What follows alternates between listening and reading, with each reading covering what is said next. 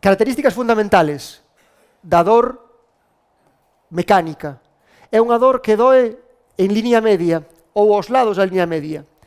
É dicir, que vai doer na columna, encima da columna, ou aos lados da columna, na musculatura que rodea a columna. Ese é un dor de tipo axial. E a dor mecánica é de características axiales fundamentalmente. Iso é importante, vale? E que aumenta coa realización dunha actividade. Non ten que ser unha actividade física. Pode ser unha actividade como descansar. Estou moito tempo deitado e dóeme a columna lumbar. Estou moito tempo sentado e dóeme a columna lumbar. Estou moito tempo andando e dóeme a columna lumbar. Estou moito tempo collendo pesos e dóeme a columna lumbar. Esas son as características da dor mecánica.